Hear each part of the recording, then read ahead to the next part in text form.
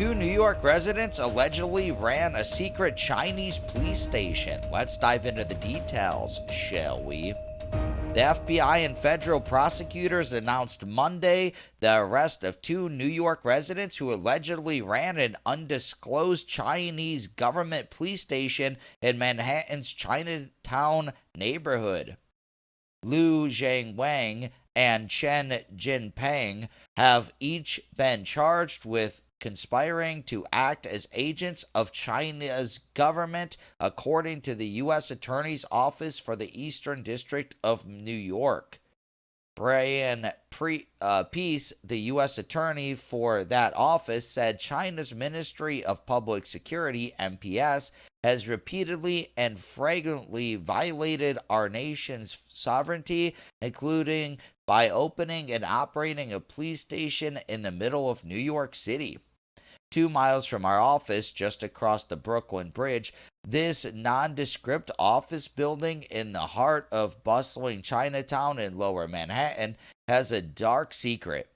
Until several months ago, an entire floor of this building hosted an undisclosed police station of the Chinese National Police, Peace said. Now just imagine the NYPD opening an undeclared secret police station in Beijing. It would be unthinkable. Here's what we know happened inside the secret police station in Lower Manhattan. At the very least, the station was providing some government services, like helping Chinese citizens renew their Chinese driver's license, Peace continued. But to do even that, the law requires that individuals like the defendants who act as agents of the foreign government give a prior notice to the Attorney General before setting up shop in New York City. That didn't happen. More troubling, though, is the fact that the secret police station appears to have had a more sinister use on at least one occasion, Peace added. An official with the Chinese National Police directed one of the defendants, a U.S. citizen who worked at the secret police station, to help locate a pro-democracy activist of Chinese descent living in California. In other words, the Chinese National Police appear to have been using the station to track a U.S. resident on U.S. soil. The two defendants whose arrests we're announcing today destroyed evidence of their communications with the Chinese National Police when they learned of the FBI's investigation, Peace said. These two defendants knew they had something to hide, and they obstructed justice in an attempt to prevent the FBI from learning the full extent of what they were up to. Peace said his office and the FBI's New York field office are the first law enforcement partners in the world to make arrests in connection with the Chinese government's overseas police stations.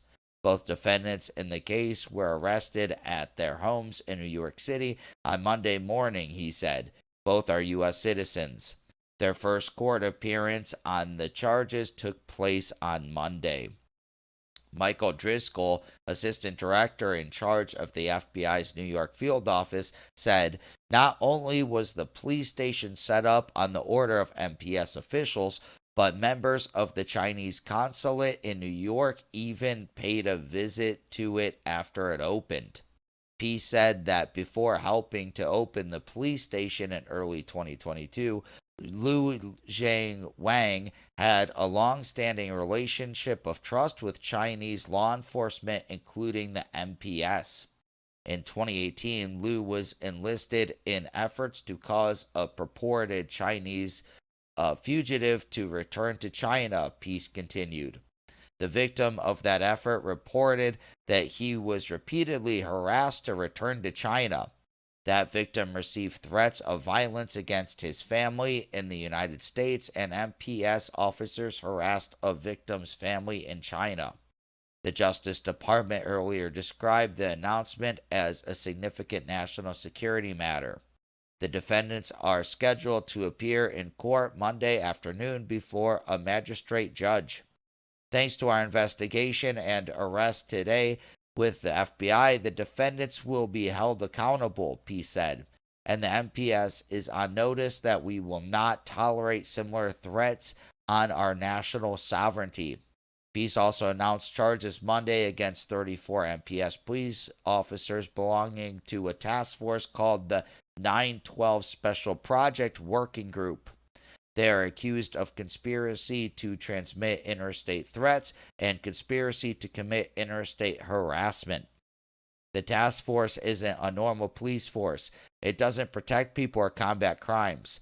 It commits crimes targeting Chinese democracy activists and dissidents located outside of the People's Republic of China, PRC, including right here in New York City, he said. This task force operates as an internet troll farm, creating thousands of fake online personas, which they use in a coordinated plot to harass, dispatch, reach, and threaten dissidents and activists throughout the world, Peace added.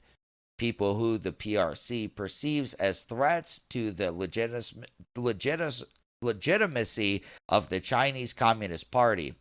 Peace said in one instance in an online video conference on the topic of countering communism, which was held on a U.S. technology platform, task force officers flooded the video conference and drowned out the meeting with loud music and vulgar screams and threats directed at Chinese dissidents.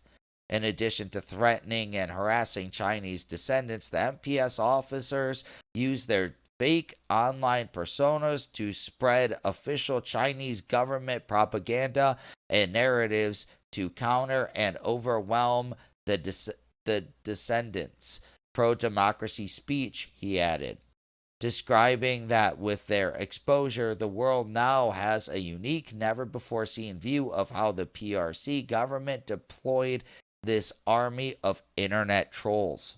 The Justice Department also said that in this scheme, on several occasions, the defendants used online personas to contact individuals assessed to be sympathetic and supportive to the PRC government's narratives and asked these individuals to disseminate group content. A third federal criminal complaint, unsealed Monday, charged an additional 10 people, including a former China-based employee of a U.S. telecommunications company, with conspiracy to commit interstate harassment and unlawful conspiracy to transfer means of identification. As alleged, Julian Jin and his co-conspirators in the Ministry of Public Security and Cyberspace Administration of China weaponized the U.S. telecommunications company he worked for to intimidate and silence dissenters and enforce PRC law to the detriment of Chinese activists in New York, among other places, who had sought refuge in this country to peacefully express their pro-democracy views. First Assistant U.S. Attorney Carolyn Pokorny for the Eastern District of New York said in a statement. The complaint, which builds on charges announced by the Justice Department in December of 2020, revealed that Jin worked directly with and took orders from defendants at the MPS and the Cyberspace Administration of China to disrupt meetings on the Company One platform, and that the co-defendants had targeted U.S.-based descendants' speech on Company One's platform since 2018.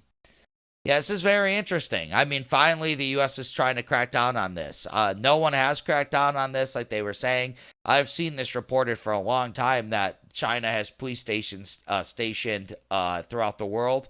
Yeah, they do this. So when Chinese people go and move to other countries, they come and swoop in, and then they're like, hey, we're spying on you. We know what you're doing. Go back to China, and we won't hurt your family.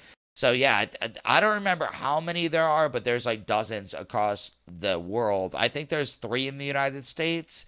New York was one. I think Houston was one, and maybe Chicago. I don't know. I'm just talking off the cuff. I don't really remember, but yeah, I think there's maybe just the one was in New York. Actually, I can't really remember, but I remember there's a lot throughout the world. So yeah, I like that they're cracking down on this. More countries should do this. Um, yeah, it's unlawful, and they just use it to intimidate people that dissent and try to go against the CCP. But what's your opinion on this story? Please let me know in the comments below. Also, be sure to smash that like button, subscribe to the channel for daily news updates, hit that notification bell, and share this video to spread the news. Thank you so much for watching, and I'll catch you in the next one. Peace out.